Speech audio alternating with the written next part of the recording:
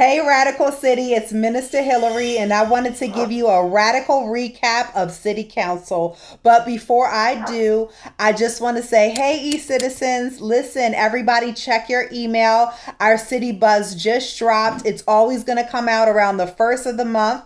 So make sure you go back in your email and check it out. So let's do it and jump in this word. So the title was, This is Your Signal to Shift. And I don't know about you, but so much has been going on in my life. I'm ready to receive the shift. So I need you, if you've been having a lot of stuff going on in your life, to get that word shift in your spirit. We were reading 2 Samuel chapter 5. We started at verse 17 and we went down to 25. Remember, I'm not going to read it to you. I need you to read it for yourself. But let's dive right in. So where we were in the word, this was at the time where David was king and he was on a winning streak where he was being very obedient to God. He was listening for instructions from him. And that's where we need to be, especially with all the chaos that's going on in our life.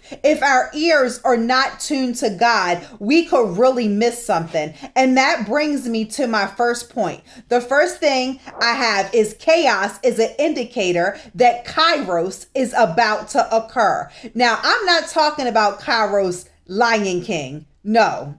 I'm talking about that divine moment, that critical moment that occurs after chaos.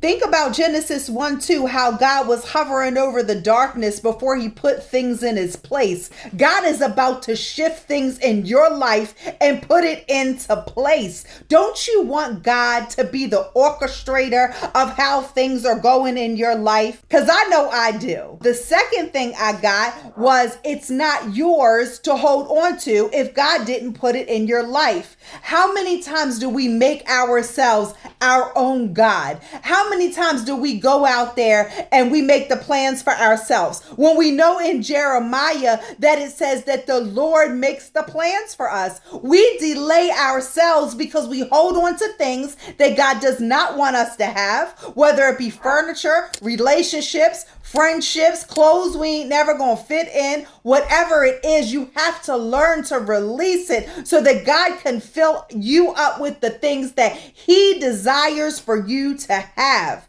There's no way that we can continue to say that we serve God and that we're seeking him and we're praying to him and we're tuning our ears to the Lord, but we don't hear him when he tells us that that's not our stuff anymore. Whether it's never was our stuff and we made it our stuff because we're out there trying to create our own miracles, or whether it has expired, because some things in our life just truly have an expiration date. So won't you let God shift the things around that he's trying to shift in your life?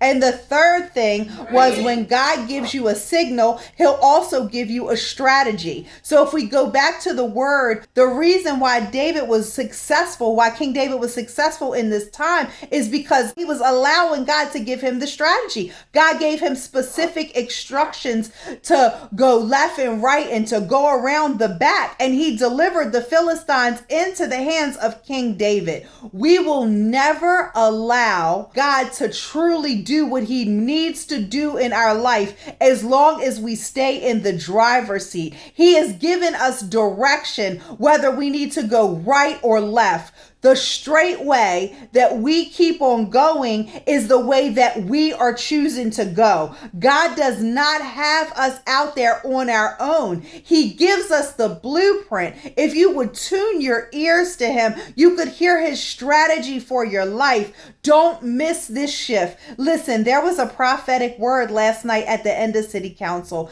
I need you to go back and watch it. It is so important that we are on online or in the building on Tuesday, because that is when we get our information. That's when we're able to break down the word of God. That's where we get our strategies. I hope that you are hungry for the Lord the way that I'm hungry for the Lord. And I can't wait to see you all on Friday at our all-night prayer shut-in. So just remember to wear purple. Radical City, I love you. There's nothing you can do about it. And have a wonderful, wonderful evening. See you in the city.